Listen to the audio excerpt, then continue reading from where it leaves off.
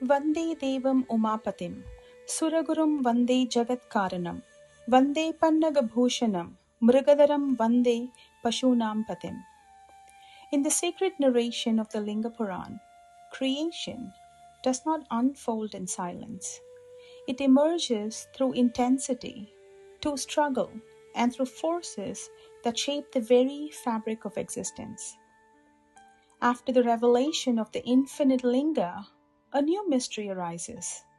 Even Lord Brahmā, the creator of the universe, finds himself unable to create. His penance yields no result. His effort brings forth no creation. And slowly, that stillness begins to turn into frustration, into anger, and into something far more powerful. From that breaking point, from that depth of inner turmoil, something extraordinary is born, the Rudras. This is the story of Rudrotpatti, the creation of the Rudras, a moment where sorrow, anger, and divine will converge to give rise to the very forces that sustain life itself. As the great sage Sutta continues the sacred narration, he describes how Lord Shiva was pleased by Lord Brahmā and Mahavishnu's devotion and sincerity. Delighted by their humility, Lord Shiva offered them a boon. Mahavishnu, with folded hands, asked only for unwavering devotion, and it was granted at once. He then turned to Lord Brahmā, blessing him with affection and declaring him equal in purpose and a true devotee. Having bestowed his grace upon both, the great Lord vanished from their sight. Filled with renewed intent, Lord Brahmā turned inward and undertook intense penance, seeking to begin creation. Yet, despite his efforts, nothing emerged. Time passed, and what began as stillness slowly transformed into distress. From distress arose frustration, and from frustration came anger. Overwhelmed by that surge of emotion, tears fell from his eyes. Not just ordinary tears, but something charged with the force of his inner turmoil.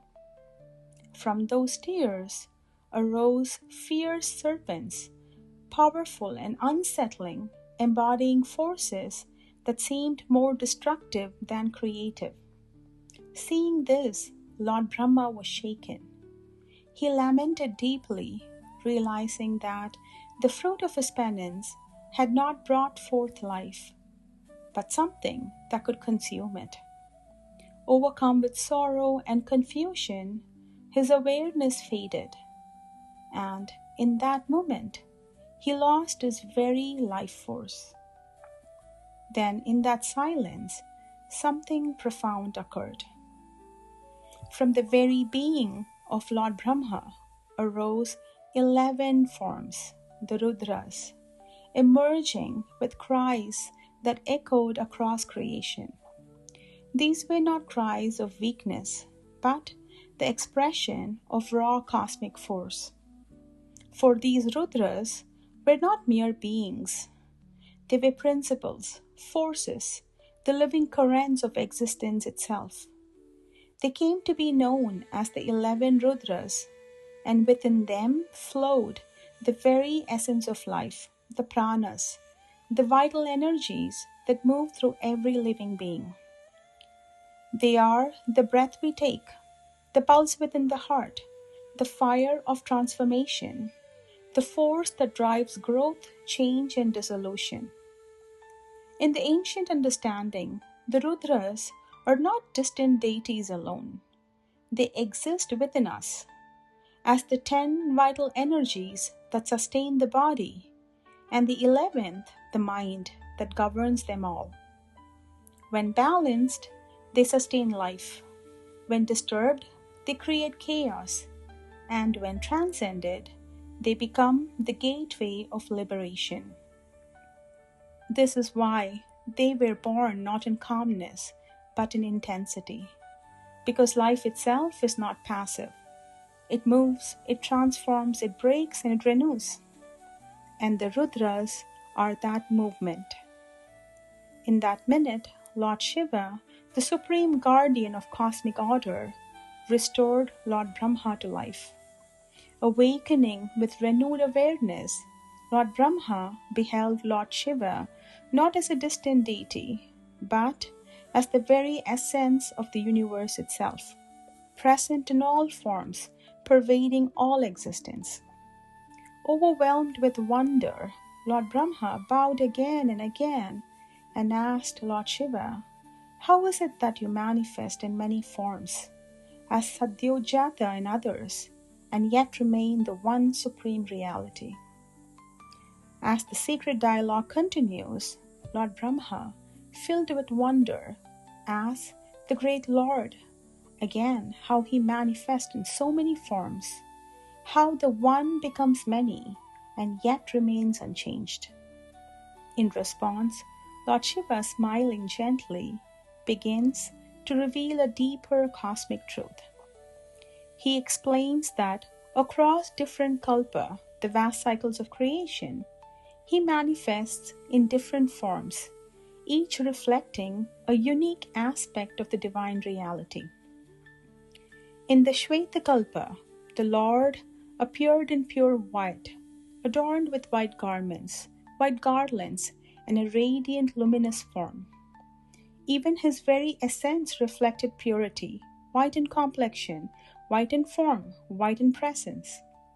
In that age, the divine power known as Gayatri also manifested in the same purity, and the Lord was realized as Satyojata, the aspect of creation emerging from the unmanifest.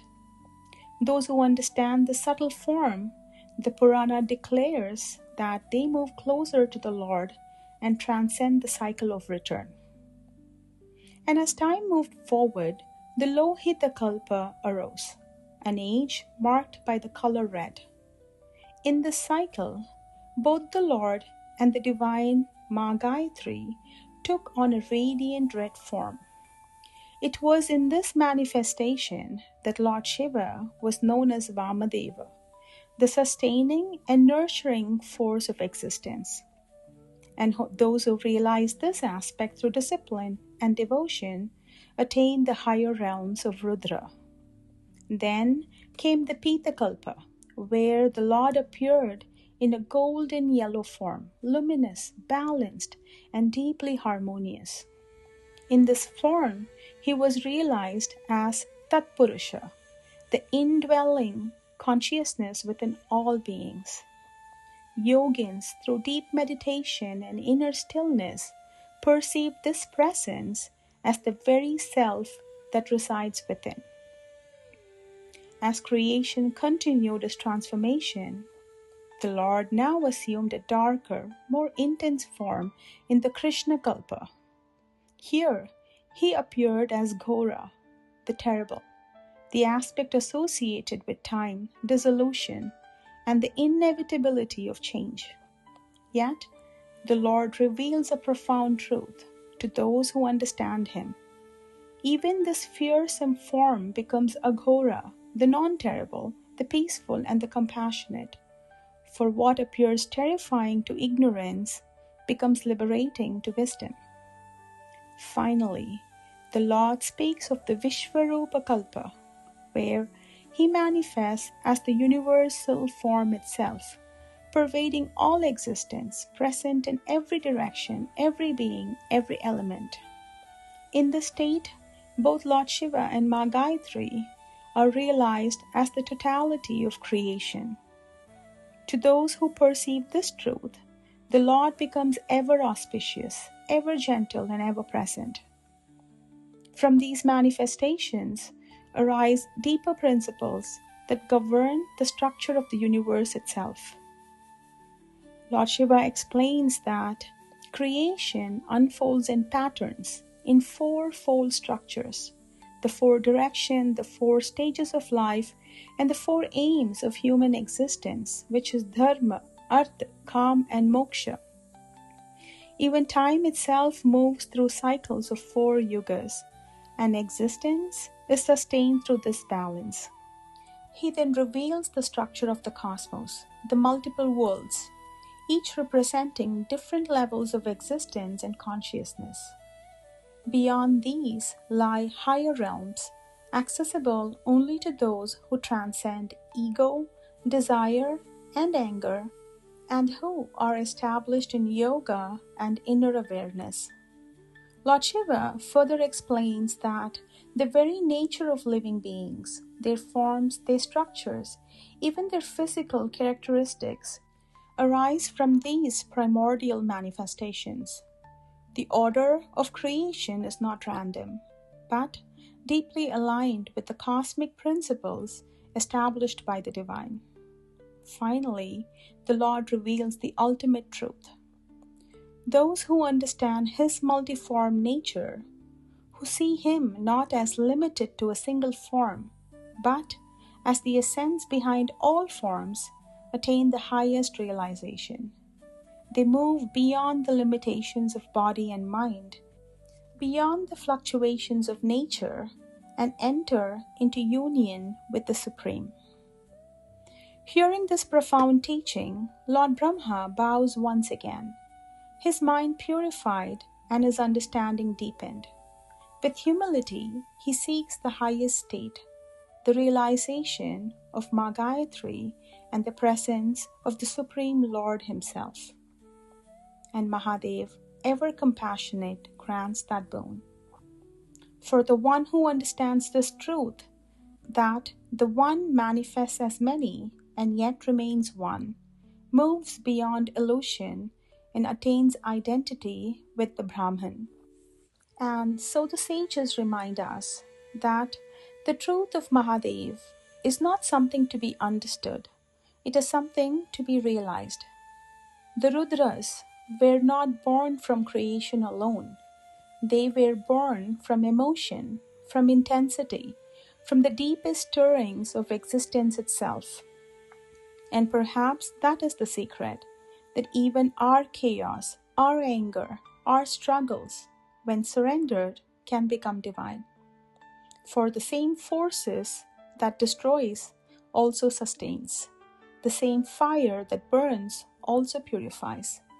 And beyond it all stands the eternal, silent, formless, infinite Mahadev. May Jagatpita Mahadev bless us all. Keep seeking, keep chanting, keep surrendering. Om Namah Shivaya.